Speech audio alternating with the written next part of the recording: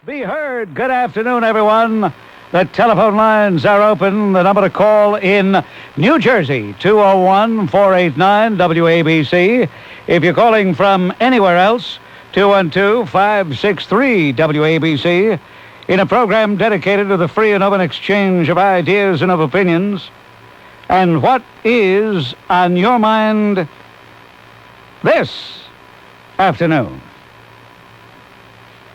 As you have heard, at 4 o'clock, we are going to welcome the three candidates running in the Republican primary, which will be held on June 8th. And the winner of that primary will face the incumbent governor in the general election on November 2nd. Kerry Edwards, James Walwork, and Christine Whitman will be in the studio with me. And we'll focus on who might be the next governor of the state of New Jersey. Right now, in trying to distill all of the news accounts that I've been reading last night, this morning, and this afternoon, it appears to me that my prediction that the Clinton administration was in grave danger of unraveling and likely would unravel. And by the way, I have tapes to prove that prediction was made in the month of January. That perhaps that prediction looks more and more as though it will prove to be correct. For example, one national magazine that had been leaning toward Slick Willie almost as much as Time magazine, Newsweek, although I must say, Newsweek, although owned by the Washington Post Company, was far more, was less unfair than was Time magazine. Anyway, Newsweek says, front page, Clinton, the road to indecision. And they point out that those of us, and yes, I was not the only one, those of us who said this man did not have the character to lead a great nation, did not have a character to make the hard decisions and stick with them. This man did not have the character to be trusted by the American people. That more and more news organizations, individuals, pundits, what have you, are coming to the same conclusion. From Bosnia to the tax fight, they say, Joe Klein, who is by no stretch of the imagination a conservative. Joe says, from Bosnia to the tax fight, Clinton seems too eager to please, too anxious to compromise, too willing to do what might make him popular, even if it goes against what he believes is right. And it's also pointed out it's hard to know anymore what he believes is right. As a matter of fact, one reporter puts it this way: it is virtually impossible to know what he believes, period. Ladies and gentlemen, I submit to you, this is not leadership. And it does no good, absolutely no good, to dwell on any past administration, Republican or Democrat. It is absolutely meaningless because this is the only administration we have. This is the leadership that has been imposed upon us. And here we are in May of 1993, and the confidence in Slick Willie diminishes day by day. And who is carrying the torch for him in the battle for Slick Willie's big tax grab? A man who is under a great cloud, a man by the name of Dan Rostenkowski, who is the chairman of the House Ways and Means Committee, arguably the most powerful committee in the United States Congress. Ways and Means. Do you know what that means? The ways and means of raising taxes, the ways and means of paying for programs, the ways and means of achieving anything. And they deal in taxes because Unfortunately, that's what people like Dan Rostenkowski are all about. It is their training, it is their background, it is their philosophy that somehow or other their duty is to extract more taxes from the American taxpayer, and they must have the ingenuity to come up with more and innovative ways to do that. Quick, how many of you think that when this republic was founded, we had an income tax? The answer is we did not have an income tax until February 25th, 1913. And remember, the republic was founded in 1776. But not until 1913 did we have an income tax. Why is it we were able to get along all those years without taxing the labor, the investment, the risk-taking, the ingenuity of the American worker, the American investor? How is it we were able to get along that length of time without an income tax? And even then, in 1913, it was so minimal, it didn't affect most people, and the people it did affect, they hardly noticed. More and more and more. That's what the Dan Rostenkowskis, the Slick Willies, and the others, that's all they know. Tax and tax, spend and spend. Harold Ickes, the Secretary of the Interior in FDR's cabinet, whose son is one of the ultra-left-wing guiding lights for Slick Willie.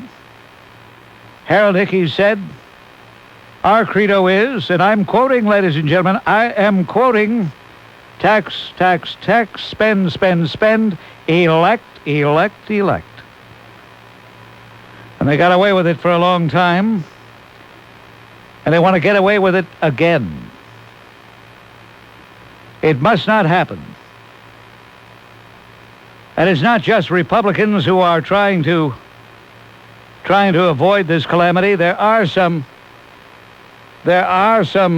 logical Democrats who want to break with the Democrat tradition of big spending, but they are being shunned by those who are HA. The hand of Hillary Clinton, the heavy hand of Hillary Clinton, can be seen each and every day in every way in this administration. And she wants people like Democrat Congressman McCurdy of Oklahoma, who's been one of Slick Willie's earliest supporters and a leading conservative Democrat. She wants him either chastised, punished, or even purged. Well, Representative McCurdy accused Slick Willie of betraying the spirit of his presidential campaign and governing like a traditional liberal. Mr. McCurdy warned in a series of interviews that a growing number of Democrat members of the House had told him they opposed Slick Willie's proposed tax increases, a movement that Mr. McCurdy suggested could torpedo the administration's economic package. I'm happy to tell you that moderate and conservative Democrats, the congressman said, are shaking their heads that the deficit at the end of the Slick Willie administration, after the largest tax increase in history, will be as large as during the Bush administration. The soulmates are feeling left out. Mr. McCurdy says he feels betrayed. Being from that part of the country not too far from Slick Willie's home state, he was an early and active supporter because Mr. McCurdy has long been active in the DLC, that's the Democrat Leadership Council, founded by conservative Democrats like a real conservative who is still true to his conservative philosophy. I could never understand why he never became a Republican. Chuck Robb of Virginia. At any rate, the administration seems to be unraveling. All right, we're going to get to our busy phones here on the Bob Grant program on WABC.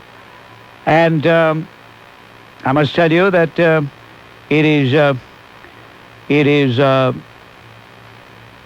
Boeing, B-O-U, Boing to the Spirit, to pick up a Arbitron rating and see that this program at this time of day in the New York metropolitan area is number one. I thank you, each and every one of you who have made it so. Joe from Smithtown. Yes, hello, Joe. How you doing, Bob? That's what I'm doing, Mike. From now on, I'm getting so sick and tired of guys with the same name coming on one right after another. I'm gonna do that. Yeah, go ahead, Joe. Bob, I have one question. Are you considering going national on EIB? Am I considering going to... right now, I'm... the only thing I'm thinking about is going to Bloomfield, New Jersey. Is it Bloomfield? Well, actually, it's still in Newark, on Bloomfield Avenue, to Biases for a big rally and fundraiser for DEA officer Joseph Acapinti. And if ever anybody needed the support of his fellow citizen, it's DEA agent Joe Acapinti, who was railroaded in such a way that the truth must come out. The entire Joe Acapinti story must be known. Because if Americans really understand the sinister elements behind what happened to Joe Acapinti, maybe they can keep it from happening to them. That's what I've just heard in the last hour. I'm here in Australia, Bob. Greetings from people here in Australia. I've just heard this in the last hour, and I'm burning mad. I don't know what sort of game Washington's playing. The mere nomination of Lee Brown for such an important law enforcement position is demonstrative of the fact that those responsible for that nomination did not take into account his deplorable record as police commissioner in New York. Regretfully, it's not limited to his presiding over the violence, the pogrom of Crown Heights and the murder of my brother, but it goes back to his inability and unwillingness to uphold the law, which is typified by his actions in refusing to uphold and enforce an order of the Supreme Court in the case of the Korean grocery boycott. We have the Crown Heights, we have the fiasco in Washington Heights.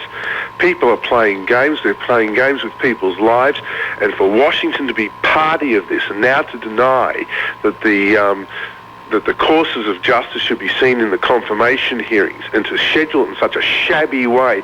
This is cheap politics. It's directly aimed at ensuring that Lee Brown gets this nomination confirmed without the input of those people who know things, those people who can prove things, and those people whose testimony is vital to ensure that this incompetent, absolute and utter incompetent, is not allowed to be put in charge of probably one of the most important cabinet positions, that of drug and policy coordinator. This is a cheap trick, and they're not going to get away with it. Well, I know that you are steadfast, indefatigable in your attempts to see to it that Yankel's murderers are brought to justice. But surely even you must at times have a feeling perhaps that is useless because you're fighting an intransigent foe, a foe that does not want to bring Yankel's murderers to justice. Well, the tougher it gets, the more determined I become. Then I'm nothing different from the next guy down the street. I'm not an aspiring politician. I mean, I'm just a family man who goes to work, does an honest day's work for an honest day's pay. Hi, Mr. Grant. Totally in accord with your opening statement, but if I may, I'd like to expand on it just a little bit. Yes.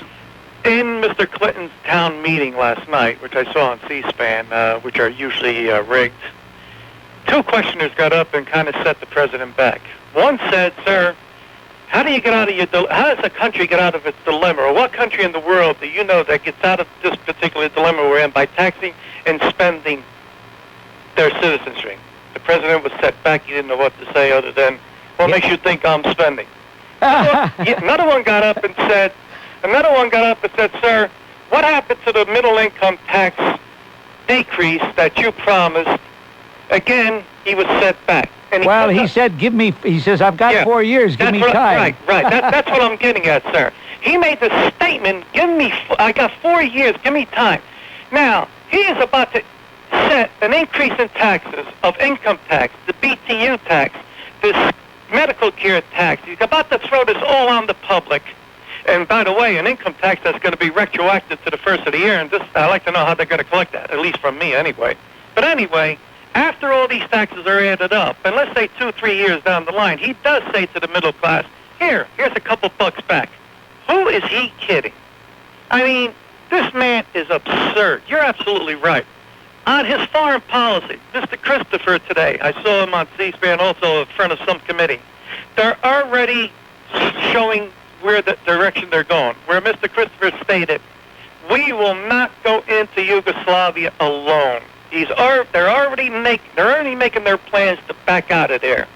In other words, if we don't go in with a coalition, we're not going in alone. Despite all the rhetoric about how all this inhumanity is happening and we have to do something. Well, let me say this, Ralph. It's arguable. Either course is arguable, whether to go in, whether not to go in. There are valid arguments to be made on both sides of that issue. I have my own definitive views, but there are valid issues that we can discuss. What is not to be argued about, though, what I think is an open and shut case, is that Slick Willie has shown no leadership. One day he says that we're going to go in with the United Nations or with NATO. Then the next day he says we will go in with air power alone. Then the next day he says we will go in with troops, 20,000 troops, and we won't wait for anybody else. We will lead. He has been, as he has in everything else, inconsistent. And I think the best service we could do is to get a record of what he said, when he said it, and show the American people how irresolute this individual is. I want to allude again to Newsweek magazine. I think this says it all. Clinton, the road to indecision. Well, the Republican leadership have better get down to the very thing that you just said, get down to doing their job and exposing him, making statements. You're making these statements which are exposing him. Rush Limbaugh, I hear, making these statements which are exposing. But that ain't enough. It's got to be more than that. Well, I have confidence in Bob Dole, and I think he will do just what you're saying. And if he doesn't, then, of course, we're all lost. Thank you very much. Thank you. William, you're on WABC. Hello. Yes, Harikutis. Kilo Chilimenos, Harikutis, Katana Fas, you little bastard. That was very good. Are you Greek? Hello? He was speaking Greek, but except for the last word. The B-A-S-T-A-R-D. I guess he'd been listening to Emerson Stern too much. Anyway, all the other stuff was Greek. Or as William Shakespeare said, it's all Greek to me, except I understood what he said. Thanks to Teddy Lakakis, George the franchise Farakis, and Eftichios Protobavadakis. Danny, you're on WABC. Hello. Yeah, Bob, one of the things I want to talk about real quick was yesterday when you were talking about the student from, University of Pennsylvania? Yes? About calling those people water buffaloes. You know, one of the things I learned when I was growing up with a good family background was, like, sticks and stones may break my bones, but names will never hurt me. What is the thing here that people should be seeing is what's going to be coming next? You know, if I call someone a jerk, I'm going to be racist or something? You know? All right. I think you made a good point. Thank you very much. That's Danny from White Plains with the telephone line breaking up. Here's Michael checking in from New York. Good afternoon, Bob.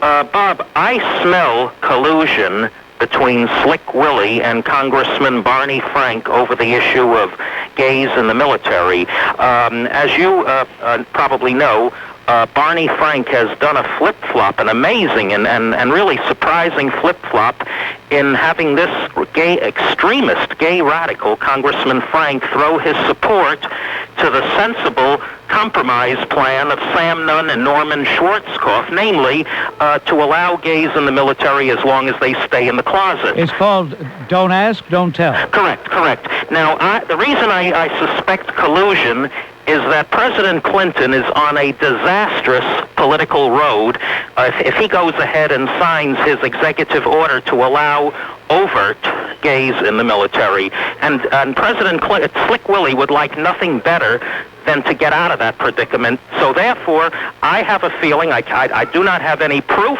but I do have a feeling that somehow Clinton or or an intermediary got to Barney Frank and said, look, switch and support the Nunn-Schwarzkopf compromise, and that, of course, gives Clinton a carte blanche ability to switch and back the compromise, because Clinton can always tell his gay supporters, look, if your God, if your idol Barney Frank does that, surely I can do it. And in return, I would be willing to bet, and I don't think anybody should be surprised if Barney Frank gets a very high position in the Clinton administration. All right. I think that's a very good analysis on your part. The conjecture is very sound. Thank you very much, Michael. Beg to differ.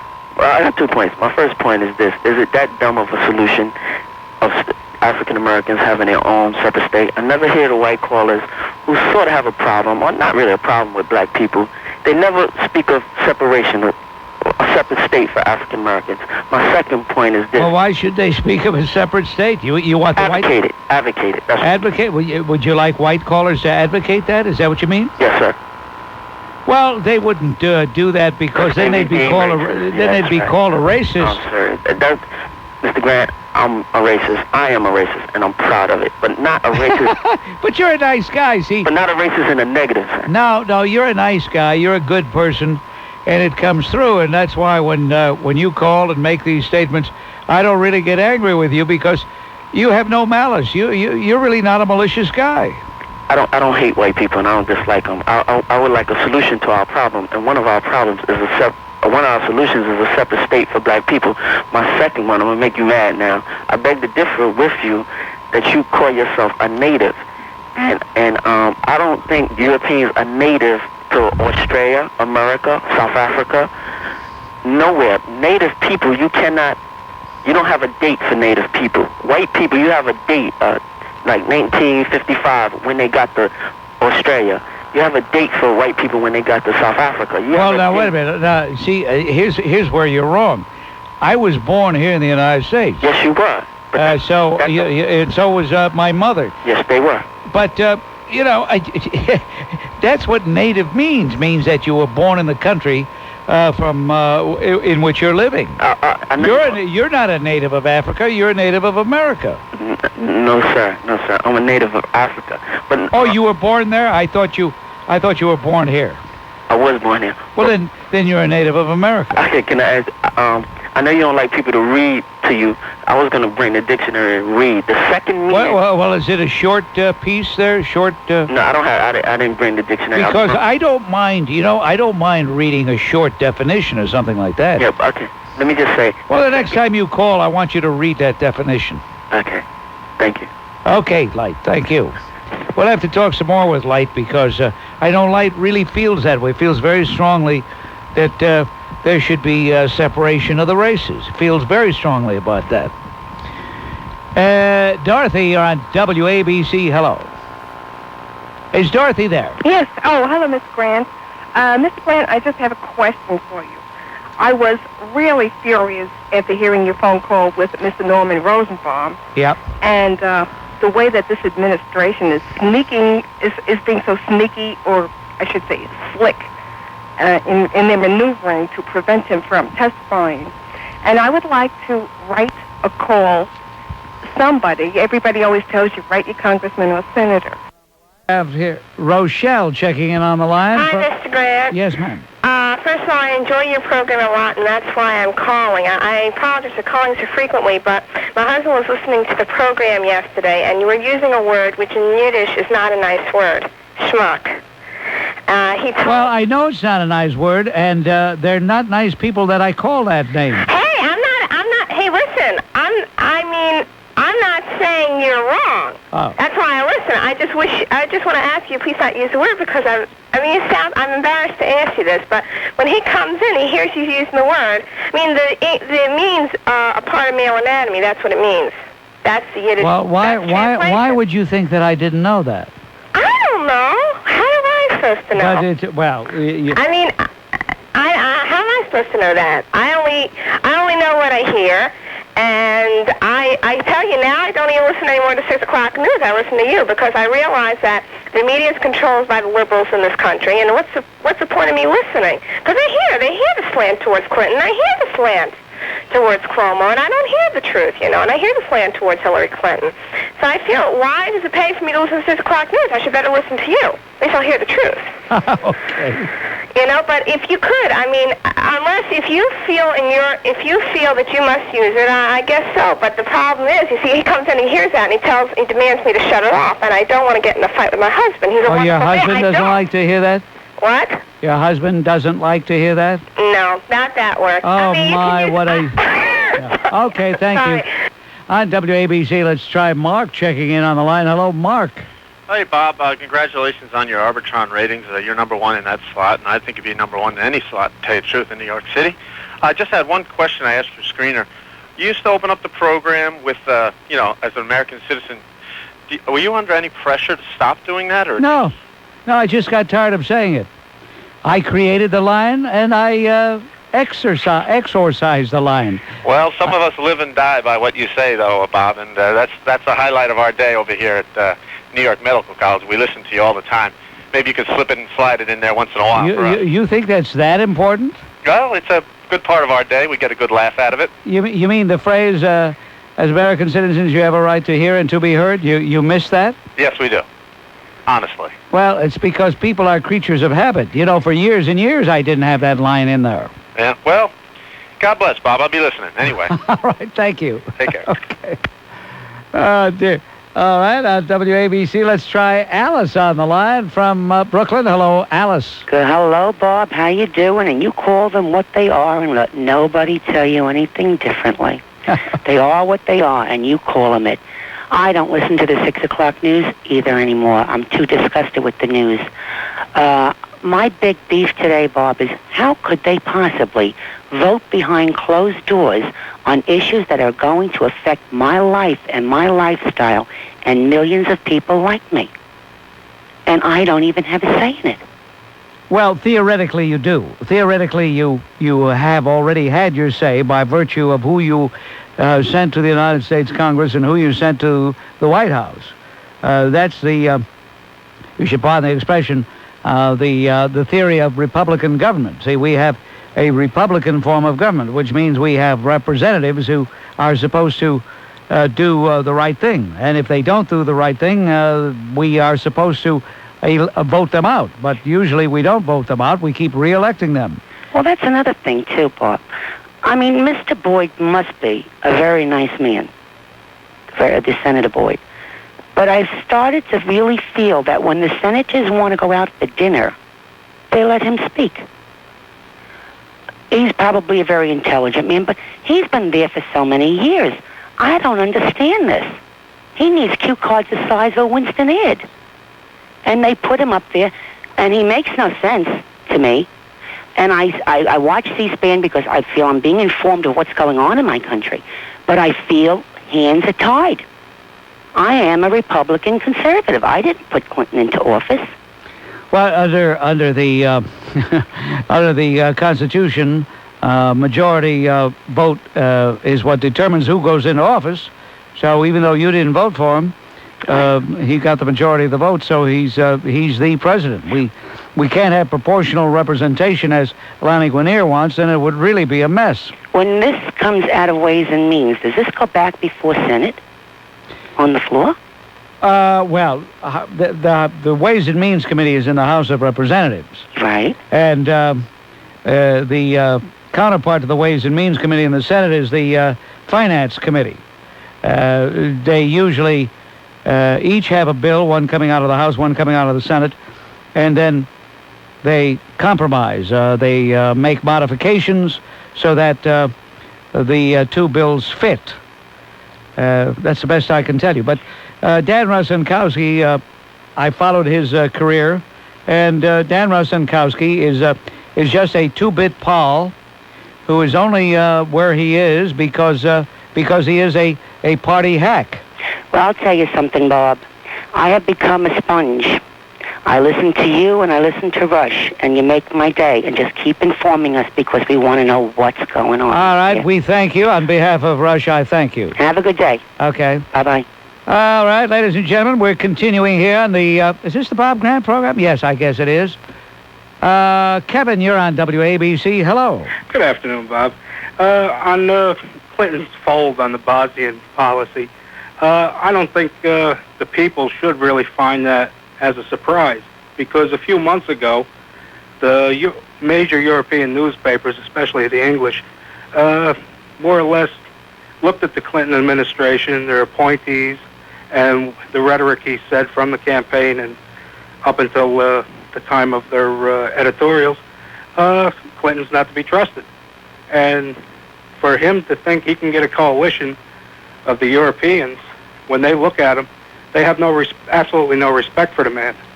And another thing, he just appointed, or up for appointment, this lesbian from San Francisco for... To be the Assistant Secretary of HUD. Yes.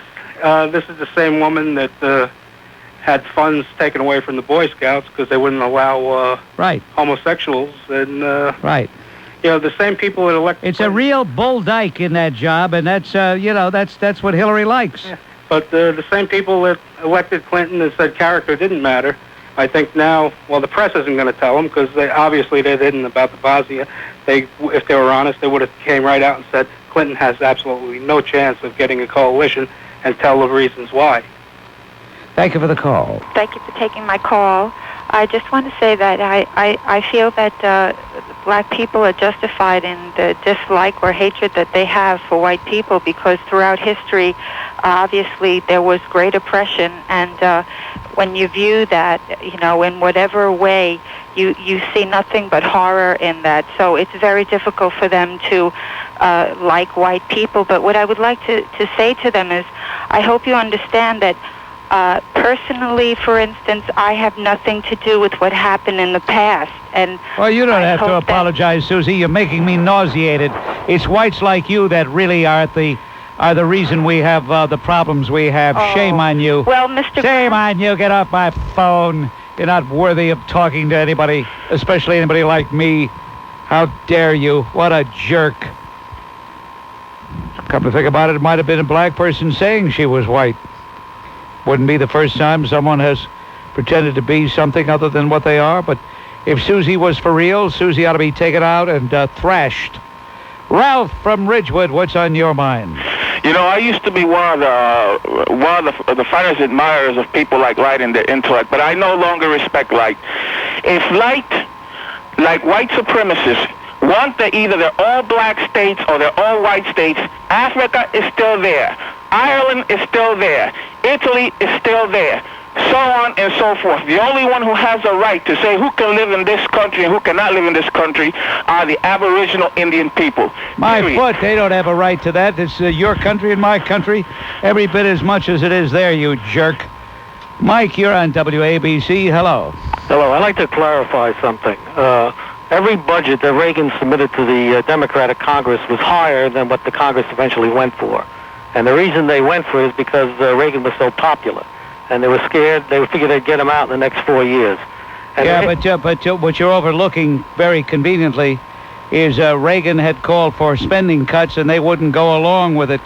Why is it that you conveniently overlook that? I'll tell you why, because you're a fake, phony fraud. All right, here's Tom from Ocean County. Yes, Tom. Yes, hello, Bob. Calling you from Bob Grant Country in Ocean County, New Jersey.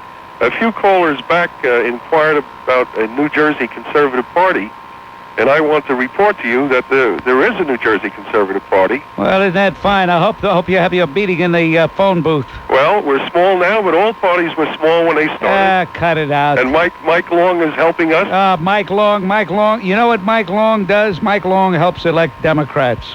Maybe that's what he wants. I don't know. He's a good man.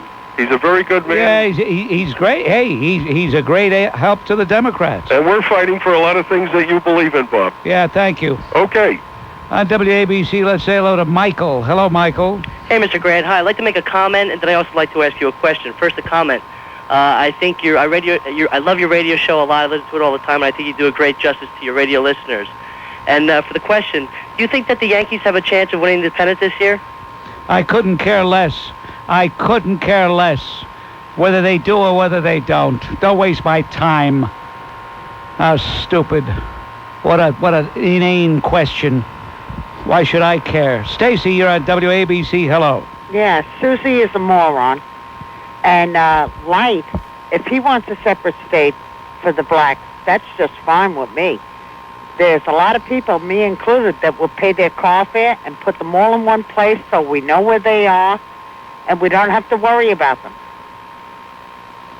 Well, Light isn't a bad guy. You know, Light never expressed really any hatred like the guy that criticized him, the New York line. And Michael, you're on WABC. Hello. Hello. Good afternoon, Bob. Bob, I have just a friendly criticism of you in response to that last caller and his comment about why you deleted a portion of your opening statement. I think you're being slightly disingenuous. I think your message is purposeful, and the message is that this country no longer is the country where people have a right to hear and to be heard. It seems that the PC correctness and freedom of speech that this country was founded on is being encoded into law. And a perfect example is what's going on at this campus in Pennsylvania. And I think you know that. I think that's why you don't say it. And these people that get upset for you not saying it should be a hell of a lot more upset for what's going on and the abridgment of our freedom of speech and to hear people like you. Michael, you impress me. You obviously are a man of erudition and intellect, but on a conscious level, that was certainly not what went into my dropping the line. Notice I say on a conscious level because you may very well have tapped a subconscious vein that I was unaware of. I just thought one day that it was superfluous, that it was meaningless, and untrue. And maybe you have hit on the subconscious reason I came to that conclusion. So I wasn't being disingenuous purposely. Is it possible to be disingenuous without meaning to be? I don't know, but I know what you mean, Bob. I'm a gay conservative, which is a minority within a minority, and I value, like Thomas Paine, the freedom and the ability to voice dissent in this country, and it's probably our most precious right. And unfortunately, conservatives are now the voice of dissent, and we have to fight against what's going on. And I appreciate what you're doing, and also I wanted to thank you for having the Jersey candidate, the Republicans, on, because I know I won't get back on the line. But I appreciate that. That's part of the job you're doing, and it's a great one. Thank you, Michael. You're welcome. Okay. Michael, very interesting man there. He might have hit upon something. But really, consciously, I did not drop it for the reason Michael suggested. As a matter of fact, if you remember Friday's program, I did something I don't believe anybody has ever done, and I trust anybody ever will do, and that is I mocked the opening of my own program because I was so disconcerted by the news from the college campuses and all that had been going on that I thought it was a charade. Travesty.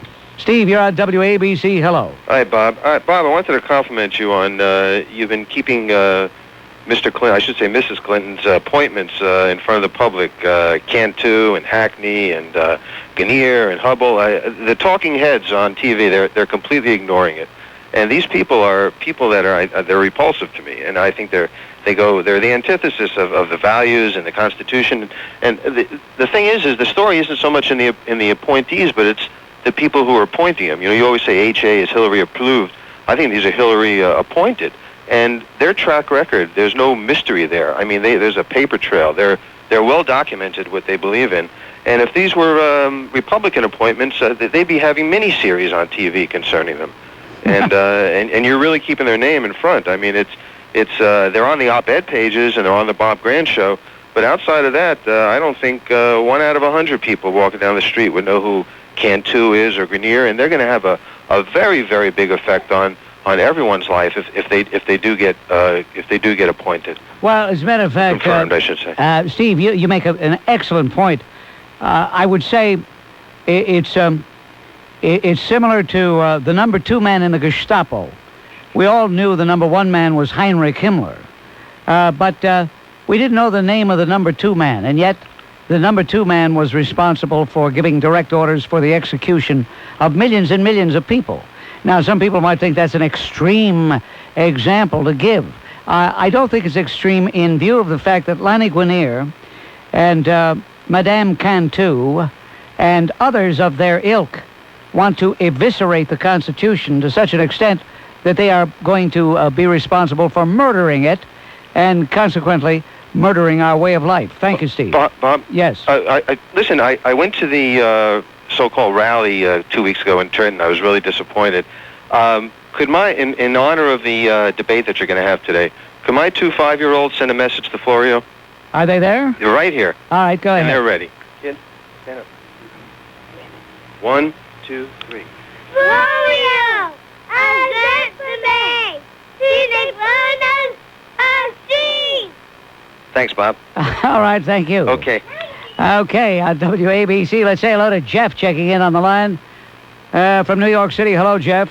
Yes, Bob, as a black American, I agree. Sometimes we're always trying to align ourselves with Arabs and other people, that try to pretend that they're people of color, Arabs. But, I don't know why, sometimes as black Americans, we try to find our identities in the Islamic religion, and we know that Islam did a devastating effect on the continent of Africa before Christianity. I'm well aware of that.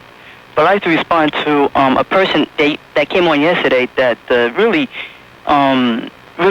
had false information. He mentioned that certain African societies did not have any technology comparable to Europe or Egypt or Asia. I'd like to correct that information. There were 5 recorded African civilizations with written languages that did equal Egypt. Of course, you know that place as Sudan. And it's in the Brooklyn Museum and the Boston Museum, artifacts, sculptures, so forth. Yeah, what technology did they create, Jeff? It was the advanced iron industry, the Iron Age. It was. Jeff, you're pathetic, but you're just trying to find some self-esteem in fictionalizing some history. If it makes you feel better, go right ahead. And who knows, maybe the moon is made of green cheese after all. I'm listening. Susie, presentami. Susie Bravino. Very good. Very good. Very good. Don't overdo it. Don't overdo it, for heaven's sake. Johnny, you're on WABC. Hello. Yeah, Bob, I'm on the job, and I'd like to say about the physical agility test, it's so easy. Fui can pass it. Even how it's... On WABC, they're sick out there and getting sick. Oh, by the way, Stern tells these sickolas, these mental cripples, to call my show. Okay, people are wondering, how come these jerks call with the Baba Booey and the Howard Stern crap?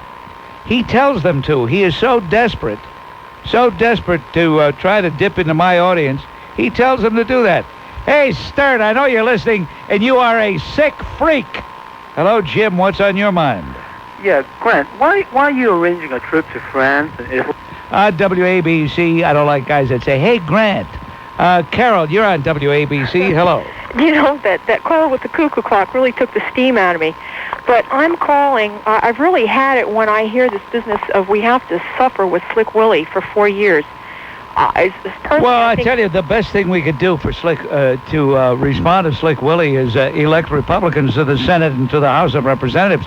That would drive him crazy, and we have that election coming up next November.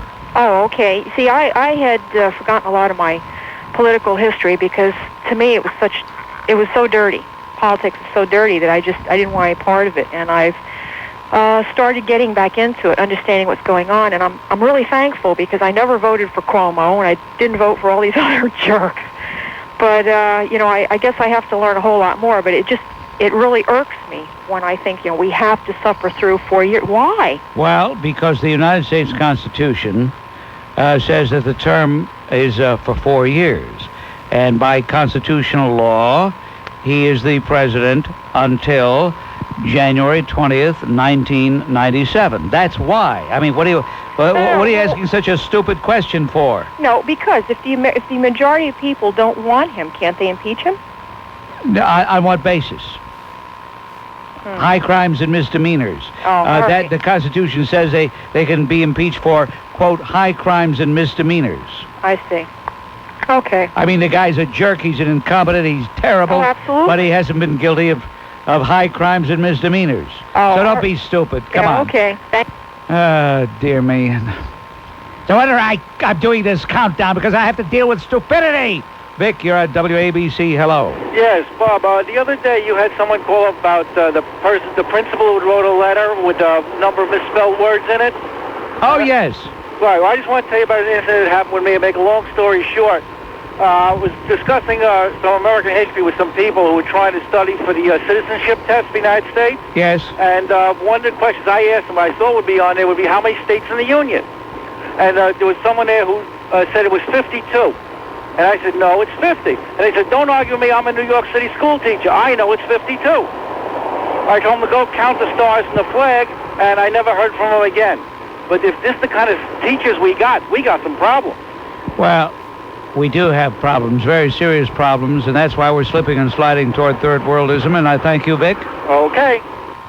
Vic sounded like he was calling from the shore.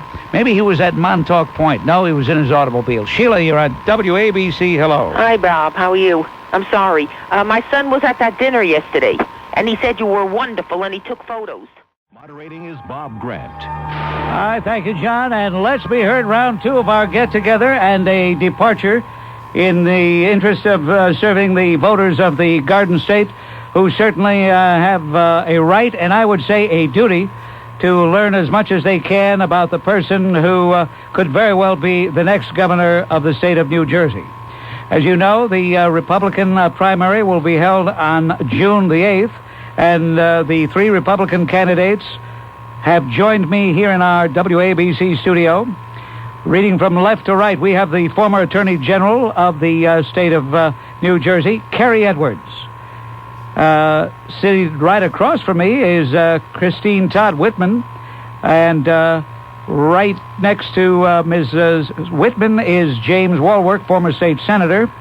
For those of you who are interested in geography, Kerry Edwards is from Oakland, New Jersey, Jim Walwork from Far Hills, and Christine Todd Whitman from Tewksbury, New Jersey. Now, I am going to tell our guests that they each will make an opening statement if they wish, and I'd like that statement to run only 1 minute. When a person reaches that 1 minute, they will hear this bell, and that means it's time for the gong. That's the gong, but that doesn't mean that we're going to have you taken out of here. I do appreciate, on behalf of WABC, the three of you coming in. I know that campaigning is a tough grind, and certainly this is an important day for a lot of people. I'm going to reach into this hat. It's my own hat, as a matter of fact, but it's not rigged. And I'm pulling out the name Ed. So I guess that means you, Kerry Edwards. You will be first. And what I think the people would like to hear from you is why you're making this race and what you'd like to do as governor. Well, I think this is primary race is about Jim Florio as much as it's about us, and which one of us is best prepared to do a campaign challenge against him, and the second part of that, really be governor of the state of New Jersey. Those are the two questions. I want to make it Florio free in '93, and I believe I have the program, experience, and capacity to do that.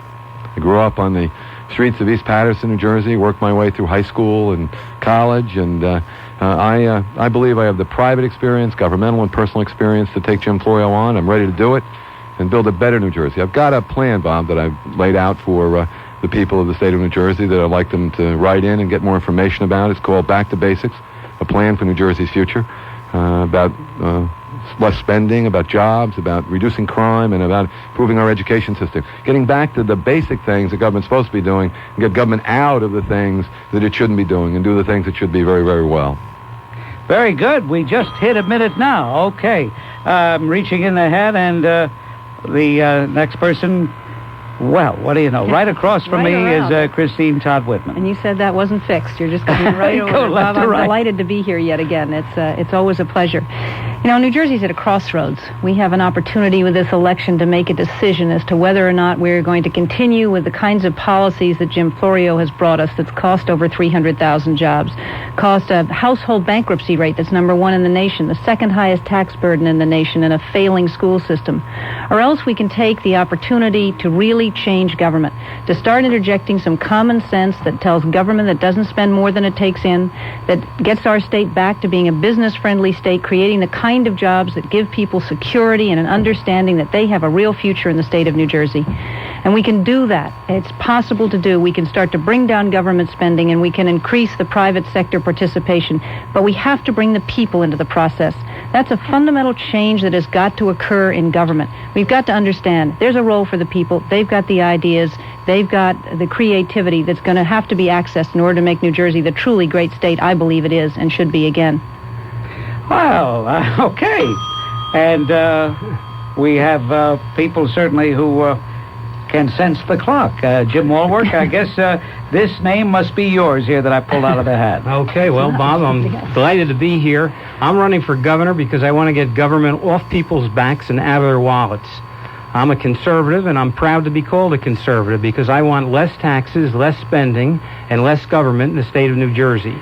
I'm a businessman. I'm the only one who's created jobs in the private sector. I've run a business successfully for 25 years. I've come face to face with the rules and regulations that state government has put on business people, and I want to eliminate a lot of those rules and regulations so we can expand the economy and create jobs in the state of New Jersey. That's our main number one reason why I'm running for governor. Beyond that, I'm the only candidate pledged to roll back what's left of the Florio $2.8 billion tax increase that killed the economy in the state of New Jersey. That's a 4% cut a year for the first 4 years of my administration. And as a conservative businessman, I know it can be done. Beyond that, I want to make sure that we have term limits for all elected officials, 12 and out. I want initiative and referendum, and I want a free market system for car insurance. All right. All right, we're off to a good start. Thank you very much. Thank you very much. And we are going to invite people to call in a little later. I know that all of you are familiar with the Bob Grant program, so you know that the callers to this program do not mince words. They ask tough questions, and they don't pull their punches. So I trust you will be ready for that. Jim Walwork, I want to pose this question for you. You were not in the race in the beginning when Christine and Kerry were in the race. And then you came in at, I won't say the last minute, but darn close to the last minute. What made you do that?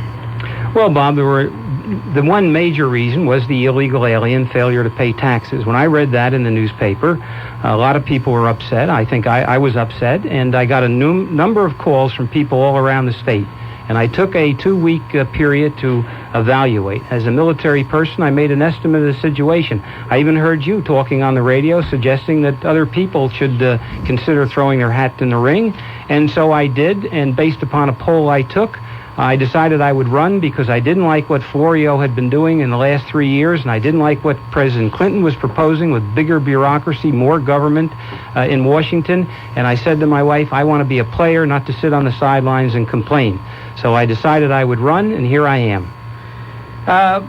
You, both of you, Kerry Edwards and Christine Whitman, you heard what former Senator Walwork said. What's your response to that? Well, Bob, as you know, I've never hidden on this issue. I, in fact, came in here and did this show, answered a whole lot of questions about it, and made it as clear as possible what the circumstances were and what happened. And for those people for whom that is going to be the overriding issue, that will be it.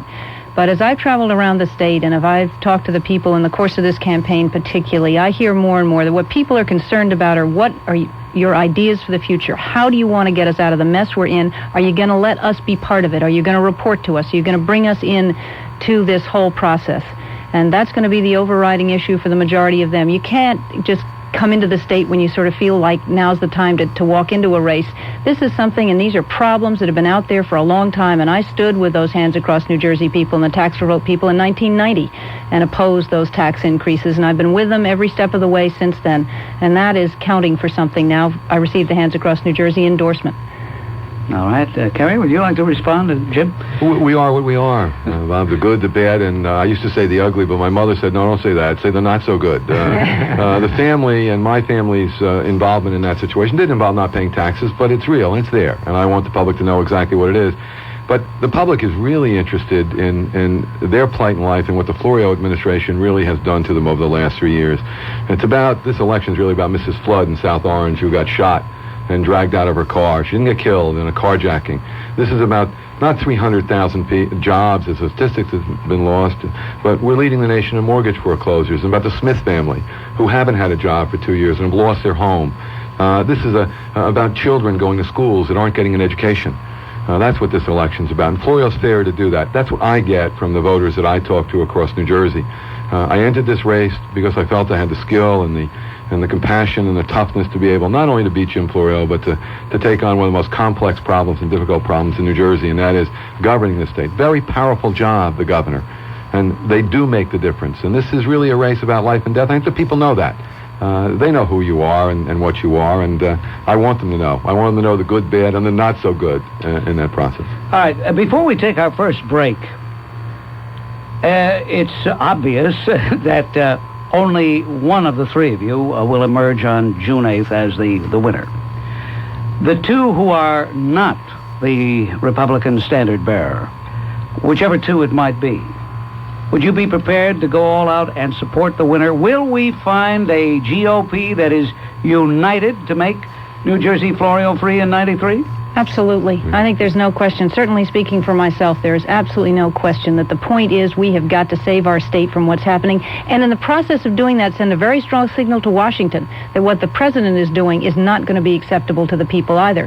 He's counting, and you know that when Jim Florio announced his reelection, he had Henry Cisneros there with him, who said it's important for the nation that Jim Florio be reelected. Yeah. Well, I think the citizens of New Jersey have a very real something to say about that. We've seen what these policies have done to our state. All right, so shades of a past convention, you're taking the loyalty oath. You will support the winner. Oh, absolutely, Bob. I think the issue really is Jim Florio, and although I think we think we can take him on better than the other can, and we think we have better backgrounds. I do. The issue is still either one of us is better than Jim Florio. We need to be Florio free in 93, and not because to win a contest or a game, but it really is a matter of life and death for 7.5 million people. Let me just make a quick comment on that, because I certainly agree, and I think the Republican Party, there's no question, is going to be united. But a primary is healthy because it toughens the candidates. It makes sure that we're going to have the best candidate to go out there and attack the liberal Jim Florio record of the taxes and bigger government and more rules and regulations. So I think that this has been a healthy debate. I look forward to winning, frankly, but I know my colleagues do too. But I think if we can turn this into a liberal versus conservative debate, the liberals are going to lose. Well, I just want to say this before we take a brief time out. An observer of the scene has said, quote, all three are getting better, meaning the three people here in the studio. All right, and here's a question I'm sure you will all enjoy. And let's start with you, Christine Todd Whitman. Rate the job Jim Florio has done so far. Miserable, in a word. I mean, Bob, he has really seriously hurt our state. He has robbed people of hope. When you see polls in New Jersey that say that more than 50% of the population would live elsewhere if they could, that is tragic. This is a wonderful state. It has all the resources in human, geographic, infrastructure, education, higher education. It has everything that it needs to be number one, not in regulation and in unemployment and in job loss. It needs to be number one in ideas and growth and innovation, and it could be.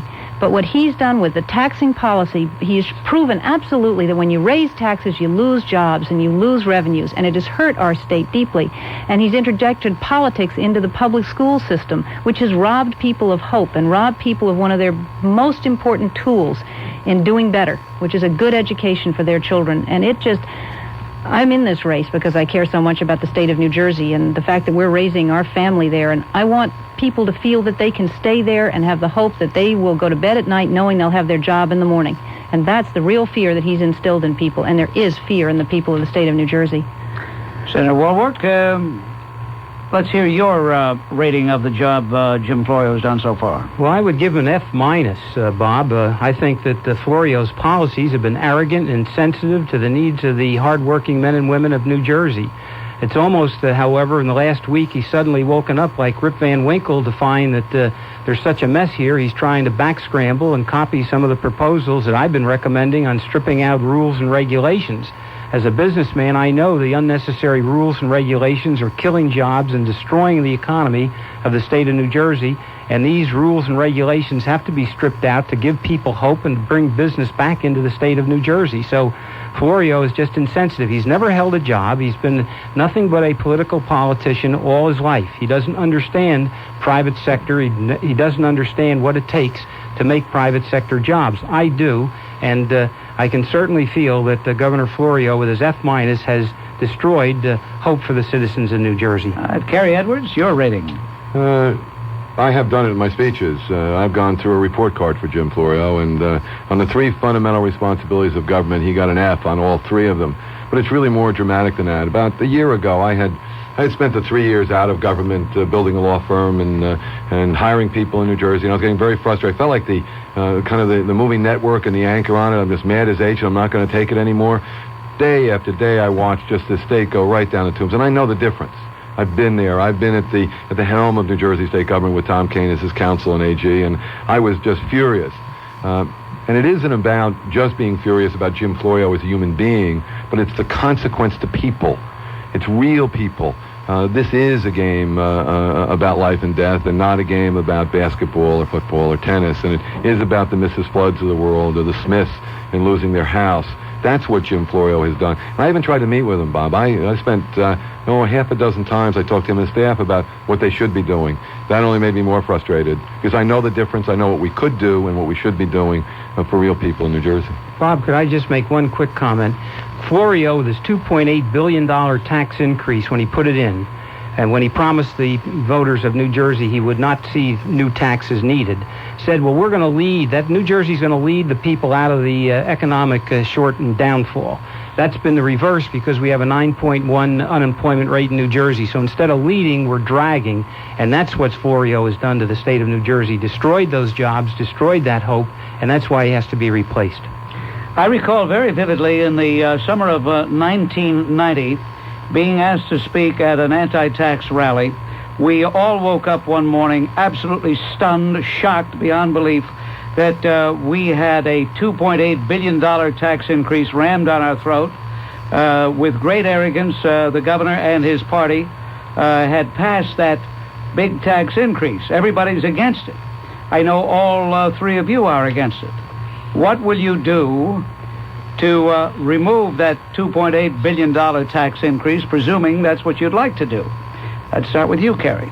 I have proposed immediately. We can't afford to wait, Bob, for the election of a governor.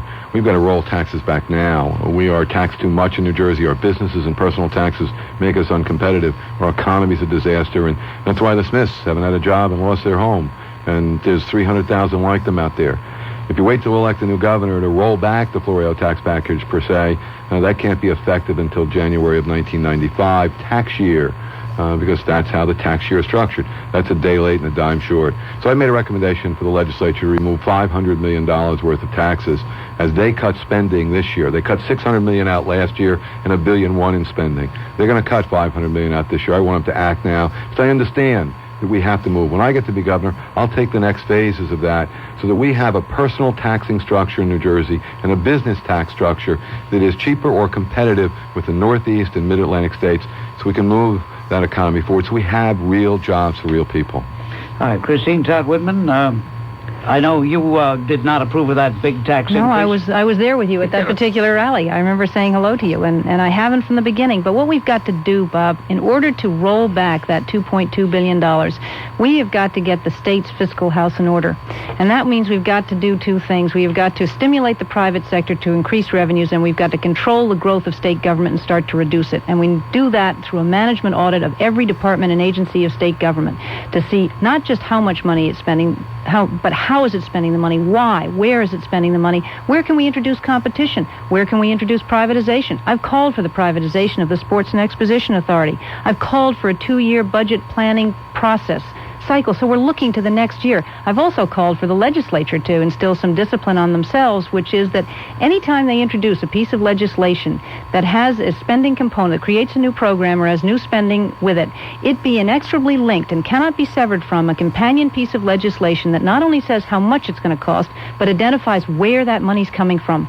Then maybe everyone will stop and take a look and say, is there another program somewhere in state government that does almost what I want this to do, and therefore I can change that? Is there another program that can be done away with that will give me the money to supply this program instead of constantly adding to the burden of government?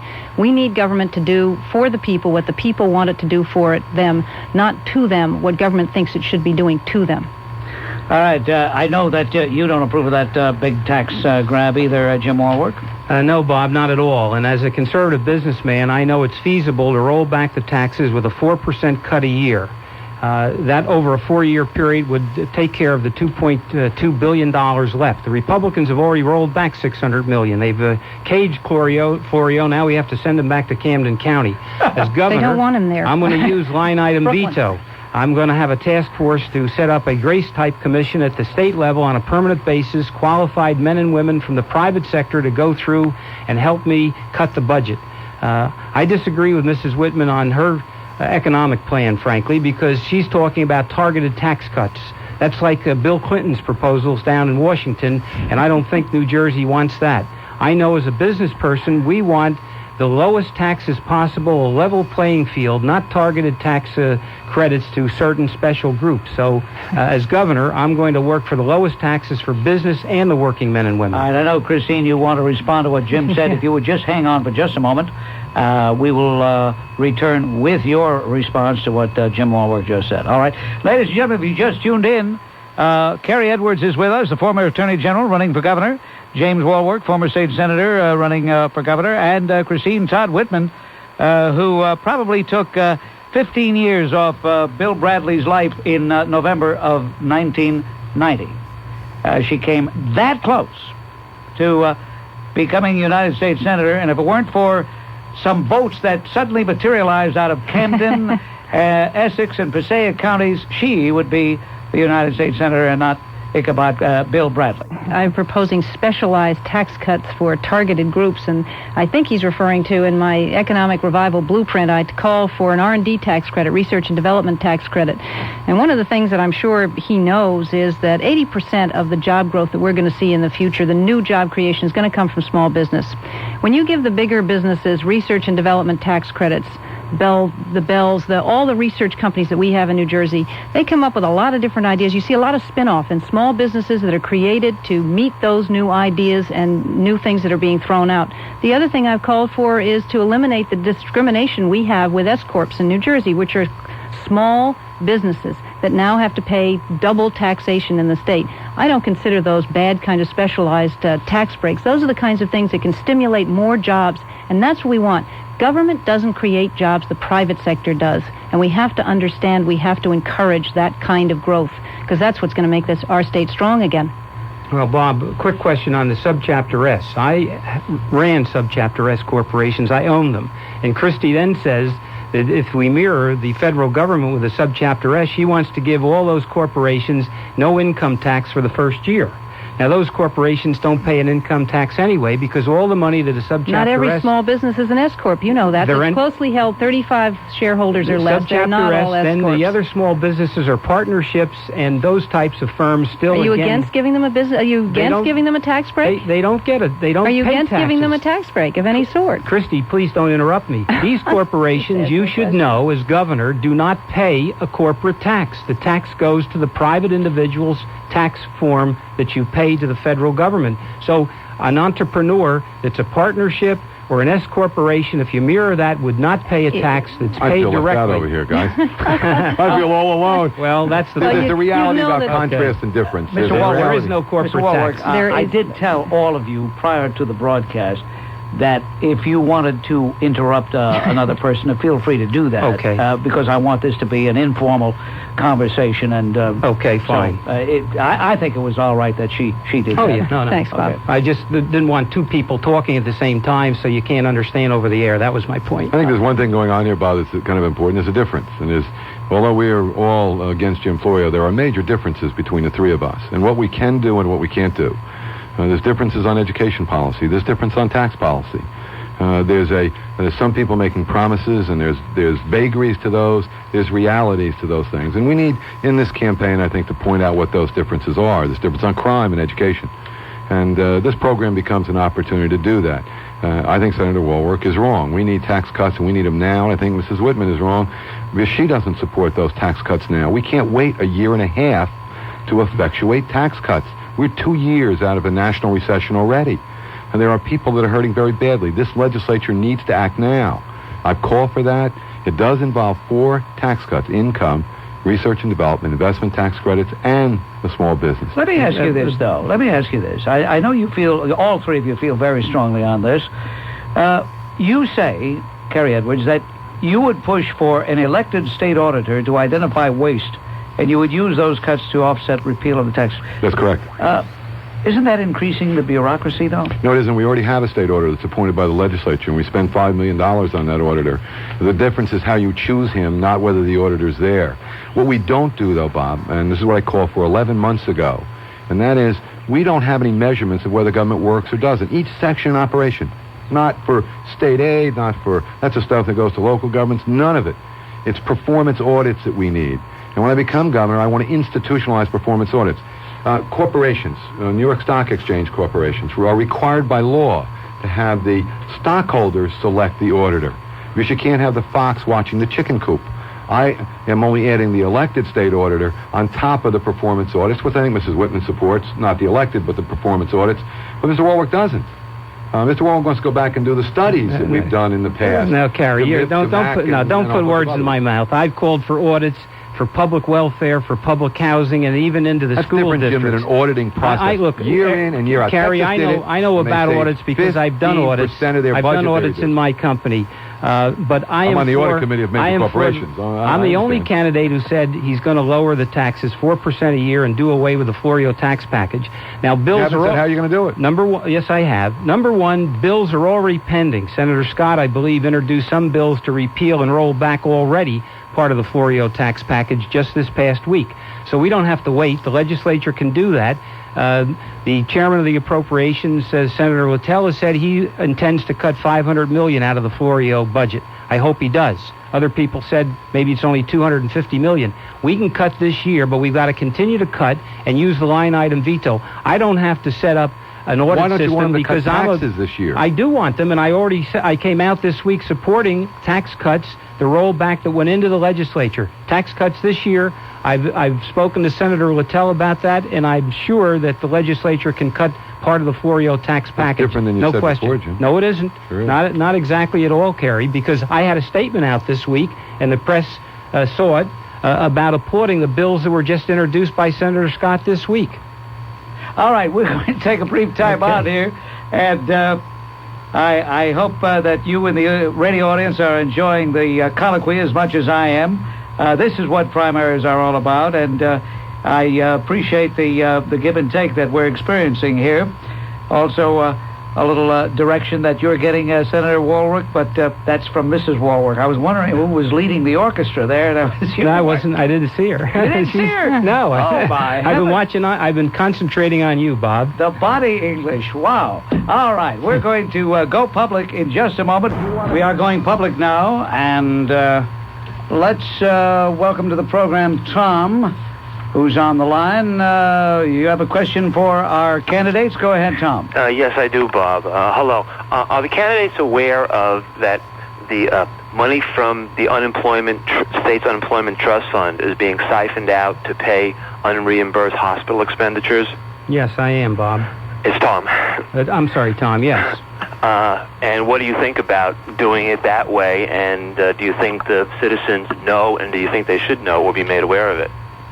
Well, I think the citizens should be made aware of it. As a business person, I'm certainly aware of it, and I think that this is a great problem for business. I am for giving people an opportunity to buy individual health IRAs, similar to your retirement fund, as a matter of fact, and I'm very much concerned about this whole managed care problem and program with health, because I think it's going to get between the doctor-patient relationship. It's a third-party provider looking over the doctor's shoulder saying this is what you should do and this is what you shouldn't do, and I think Jim, that's bad. That's the unemployment insurance fund. There's another fact that just came to light this last week. The Third Circuit said the case that forced the legislature to do that was just overturned the lower court ruling. The whole basis of that decision. And we don't need, and in fact we didn't need to go back to the unemployment insurance fund. We could have kept doing it the way we were and done real health insurance reform in New Jersey as opposed to what we did do. But even more important, though, is the problem that Tom brings up, which is the caller's question. The caller's question also is I look at it as misappropriation of funds, of taking funds from one pot of money and putting them in to close the budget gap, and that is simply wrong. Who's responsible for that? And that's the governor. That goes back to the governor, and it goes to the legislature. That was a bill. That was a bill. It goes to the governor and the legislature, between the legislature and the governor that dealt with that. It's absolutely wrong. Yeah, but the court. Yeah, but Bob, the court decision really said that you could not charge that 19.2 override the surcharge on the hospitals. That was the thing that people going to the hospital, they were sick and they were paying an extra, in effect, 20% to pay for the uncompensated health care costs. We have another question coming in from Wyckoff, New Jersey. Ed is on the line. Yes, Ed. Bob, I'm a senior citizen. I could hardly live in New Jersey anymore. And I would like to ask the candidates what their position is on the $500 homestead rebate is.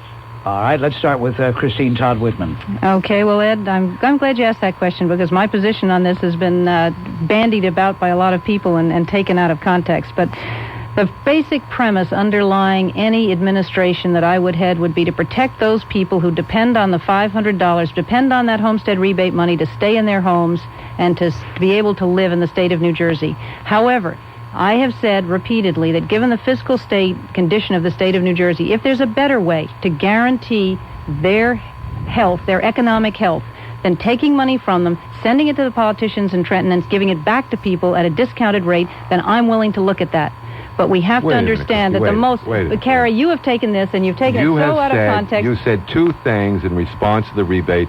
I said it's a valid property tax You're relief making program. political promises. In response, and I'm quoting you, in response to that question that you were asked when the legislature was going to tinker with it, you said we have to leave it on the table to deal with the gimmicky spending we have and the one-time spending, and therefore it must also be available to be reduced or eliminated. Carrie, you know and I promised it wasn't. And you also said, as funny as it seems, $500 is a lot of money to some people. And Carrie, did you hear the reporter who wrote that on public television say that quote, as you have been using it in your ads, was a distortion? And if you'd read the story, you would have seen that in the course of that story, what I said, Carrie, was that $500 was very important to people. The property tax rebate program has been the only real property tax relief Carrie, program I wish you that just people get away really from get their money from. Bob, let me separate the two combatants here, Bob, and let me make a couple of points here. Number one, Bob, I have an 87-year-old mother who lives in South Jersey. She's in her own home. She enjoys her garden. I think it's important for older people to remain in their own home, in their own sound environment, as long as they possibly can. You think the $500 rebate will make a difference? I am for the $500 rebate to help senior citizens, to help handicapped people, because, yes, it does make a difference. I believe that it should just be for the senior citizens and handicapped people because it helps them maintain their quality of life living in their own home. No, I think that I used to get a rebate. I don't get any. Well, you're not a senior citizen yet. You mean to say I have to become a senior citizen? Look, rebates. The whole the Florio. I'm a taxpayer. This is discriminating. The Florio rebate program was wrong because college kids were getting it. This was renters were getting it. Oh, that was absurd. This was absurd, and that program should be changed. And when I was in the legislature, incidentally, I voted not for the property tax rebate to come in individual checks the way. How can you remember your votes in the legislature? Was that long ago? Well, these are programs, Bob, and I remember programs because I'm a bug on saving taxpayers' money. I wanted the monies to go directly to the municipalities and put it on as a credit on the property tax bill. Brendan Byrne would oppose that, and it's still a good program today. Under any rebate program, it shouldn't be individual checks. It's too costly to process. In a word, let's go down the line. Do you consider it a big campaign issue, Gary Edwards? Yes, I do. Property tax relief is a big issue, and seniors on fixed incomes who will lose their house or not, and the $500 does make a difference. Bob, if you're making $15,500 a year, it can just... We got to let these people stay. That's a word. Property taxes and seniors are a big issue. So is political distortion of statements. Bob, I was in Howell Township the other week, and I met a couple, 72 years of age, senior citizens. They had to go back and get a job because they were worried that they were going to lose their house. So it's a big issue, and it's very important to senior citizens and handicapped people, too. All right. Let's get back to our telephones, and this call comes from Freehold, New Jersey. Gary is on the line for our candidates, the next governor of the state of New Jersey. Go ahead, Gary. This is for Mr. Edwards. All right.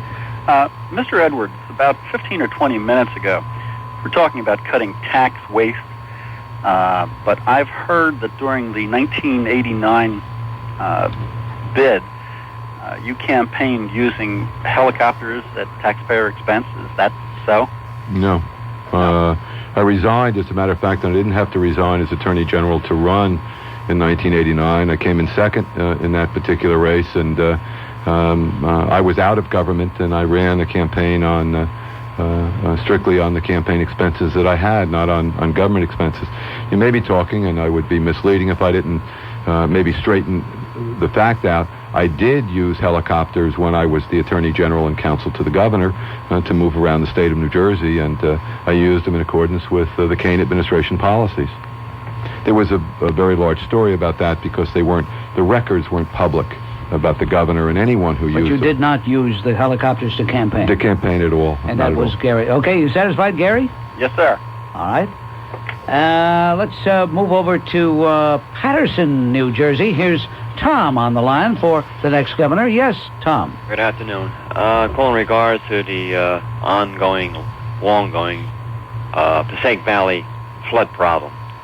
Of Duane, Lincoln Park, Little Falls, Patterson, and so forth, all those towns through the Pequannock River, Ramble River, Passaic River, and so forth and so on, About 1902, Patterson had a big flood in those areas. Of course, up there wasn't much of a town to speak of. But I think the source of the problem was when those towns were laid out by the engineers and surveyors, they should have known where the flood areas were. They should have been zoned flood areas. They should never have built houses in those areas. They should have been just parklands or farmlands. That's where the problem started. And now came the houses, and now come the problem. The people are still living up there and still going through it every 10, 15 years and so forth. All right, Tom, do you have a question, Tom? The flood tunnel. This $2 billion flood tunnel, to me, I think it's a waste of money. All right, I think Christine Todd Whitman has spoken out on that only recently. Absolutely. Well, actually, it was back in 1990 when I first talked about the flood tunnel, and that has been an issue long before then and continued, the issue of flooding.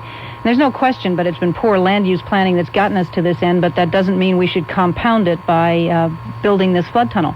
I have been opposed to it for some very real reasons. One of them, and the overriding one, is this: it requires annual appropriations by the Congress. I've worked with the Army Corps of Engineers. I've seen them do things. I've never known them to underestimate a project. If they tell us it's cost several billions of dollars to do this, you can guarantee it's going to cost more. It's at least a 12-year project in the construction. It is something that my fear is that you'll get half or part of the way into construction, and then Congress isn't going to appropriate the money. There's no guarantee of that. That would be the worst possible outcome. The other thing is there's an annual maintenance fee of several millions of dollars. That could very easily devolve back on the municipalities to cover that annual maintenance and operation fee. I support the buyout. Now, the buyout, you have to understand, is phased in. You don't buy out the Willowbrook Mall. That's not going to happen. You buy out the homes on a phased-in basis along taking the most flood-prone and working backwards. You build recharge areas. You dike. You do the kinds of things that are also going to be required along with the tunnel. But where we've seen projects like this before, it's interesting. Nature doesn't always put the waters where the Army Corps of Engineers says she ought to. The caller's question, though, was about that we built houses in flood properties. That wasn't the problem. We built houses out of the flood properties, and the flood properties expanded. I live in Oakland. I was on the Oakland Council. I rowed those people out in rowboats. The tunnel is a boondoggle, an absolute, unmitigated boondoggle. All right, we're going to continue right after all the news on WABC. I think it's obvious that two of the commercials are busy attacking the other candidate, and you have not done any attack on Mr. Walwork or Mr. Edwards. Is that true? That is true. I don't believe in that. I think the voters need to know who you are and what you stand for, where you want to take the state. I mean, it's interesting in listening to those two ads. They both resort to the old kind of political rhetoric and taking things out of context and distortions. And, it's too bad, but that's the way things happen. And I think that's part of what is a difference amongst us. And that is that things have got to be done differently now. The people want to hear what your plans are for the future, who you are, why you're doing what you're doing, and where you're going to take the state. And I'm not going to get into, we can if you'd like. For instance, on Jim Walwork's commercial, he says, I raised taxes 17 times. Yeah, He's now changed it to 28. I made an error. It's 28 times. Jim, it's clear you don't understand the way government works, because you've included in there bond issues. Yeah, bond issues. Bond issues that built 3 nutrition sites for senior citizens, and bond issues shelters that were overrun. She talked about the Corps of Engineers, Bob. She just talked about the Corps of Engineers and the overrun. As a conservative businessman, you ought to learn the differences between tax increases and bonding to pay for capital projects. No, I'm not. Weren't you stretching to call her a liberal? I don't think so, Bob. Number one, when she was freeholder, she voted 4 times to raise her pay in 5 years. The budget in Somerset County, and I live in Somerset County, went from $49.9 million up to $95 million in 5 years. That's a 90%. That's a 90% increase in spending. She talked about the Corps of Engineers, and you can't count on the Corps of Engineers on overruns. Well, she had a bond issue for $8 million for the courthouse. 6 months later, she introduced $8 million more because they had a cost overrun of double. No. Oh, Jim, please get your facts straight before you take off like this. Same with the garage. You're going to get embarrassed. Same with the garage. Carrie Edwards to get a word in here. Big spender, big liberal, and I'm conservative and a liberal, and it's just wrong. How about giving Carrie Edwards? We do know that. I think it's very important. It's very important for the voters of New Jersey, the Republican voters primary, to understand the strengths and weaknesses of all of us and the differences. We've made mistakes in nominating candidates in primaries before because we walked too softly and too gingerly. Jim Courter was a mistake. He was not prepared to run against Jim Florio as a non-incumbent. We have made a lot of mistakes in choosing our candidates. And one of the reasons is that the voters, we tend to walk very gingerly on each other. There are major differences. Christy and I have major differences on education policy in New Jersey. We really do. We need to talk about those. But the only way you can get to a voter is you buy a 30-second or a 60-second commercial. You got to kind of smack them in the face and wake them up and say, hey, there's differences here. I think the issues do that. The issues do that. Let me tell you some of the reaction of listeners to this show. This is not my reaction. They like the fact that she has pointed out some of the good things that Republican governors, Engler of Michigan, and Weld of Massachusetts, have been doing. They like that. They feel that that's positive. They absolutely do. And we would love to talk about that, too, but there are differences in the voters. We Republicans have not elected a statewide candidate in a long time. We've knocked out 2 of our own. Tom Kean is the only one who's got through 2 terms. And Tom Kean is criticized, I want you to know, on the grassroots level, because he didn't build the GOP. Okay, that's right. I know it's great criticisms, Bob, but that's the point. He didn't care about the party that put him in for 2 terms. And I agree with that. And you know, Bob, I came from the county committee because I served 8 years as a district leader in New Jersey, in Montclair, before I ever ran for office. And then when I did run for office, I served 8 of my 16 years running at large in Essex County. So I represented Newark and East Orange and Irvington, tough urban centers. I know how to campaign in these areas and get Democratic and independent votes. So my commercial that you talked about, you didn't give the other half where it talked about my platform. I think there are differences. Carrie is right. We have to strike a difference. I'm a conservative. I'm proud to be called a conservative, and I'm a business person. I've run a business successfully for 25 years. Liberal, would you? Not really. Well, I think that I can't consider either one of these two I think when the tax budget goes up 90% in 5 years, when you vote for yourself, 4 pay increases. 4 increases. I mean, that's big spending. You've got to control spending, high spending, and liberalism. That's what Jim Florio's all about. That's what Clinton's all about. We don't need a Me Too Clinton. Liberal, how come she's got so many conservatives supporting her? Well, I don't know. I think it may be because they know the truth. They've seen the record. No, because she formed that political PAC, Bob, and that political PAC for an affordable New Jersey used money that was funneled into a lot of these candidates. All right.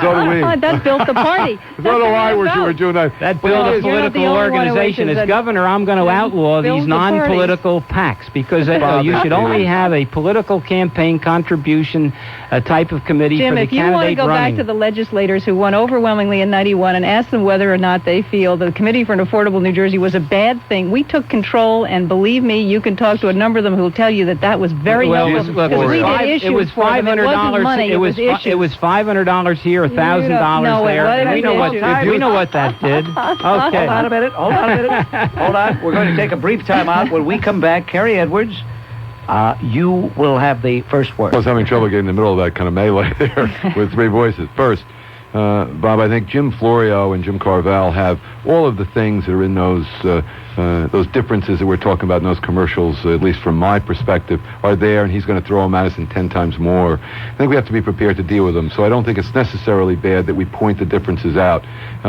so we don't make the mistakes that we made before. And two, I think it's also vitally important that the public get a chance to hear where we are and we have differences. And that's a very hard thing to do when they aren't paying attention and the press isn't writing about it. The press is writing about Jim Florio. They have these on the front page every day. But it's good that he's the issue. Don't you think that's good for the Republicans? I think it is good. I think it is, but it's also important that we do both. That we get our message out about what we agree on and what we disagree on. You know, Bob, the thing that I learned in the 1990 race, it was something that I'd always believed, that the public is more attuned and more concerned about issues than the political pundits give them credit for being. And we showed in that race that if you're talking to the people and you're talking about the issues that concern them, you don't need millions of dollars and you don't need to do the negative kind of stuff. They can see through. They know, and the press, believe me, does a very good job of finding out all the misstatements, misquotes. And that's why it's so important, I believe, to talk about the issues, to talk about the things of concern to the people. Tell them where you are there, and you can deliver that message, and they can make an informed decision. They're very smart, our electorate. Bob, I agree with that up to a point, because I think people are looking for a businessman, and that's why I'm running in the race, but I've had legislative experience. But by the same token, I carry no political baggage. So I'm the candidate that can beat Jim Florio, and I'll be happy to go up against him because he's a liberal spender and I'm a conservative businessman. Very, very that is the drawing line. We Republicans deal with things that are on the record, and we don't make character attacks that kill any of our chance to win in that general election. And that's a very tough road for us all to walk. And I, for one, am trying to walk it as best I can to point out differences, to show those things that are on the record that Jim Florio will use anyway. Well, but Carrie, I have to ask you, you have a whole ad around a school vote, and you said at the time you did vote in this election, and I missed this election. It was my intention to vote. You've never voted in one. No, but this one I intended because we now live in a district that has a school in the district, where we live. But Carrie, wait a minute. You didn't vote in a general election in '86. You didn't vote in 3 primaries. Not according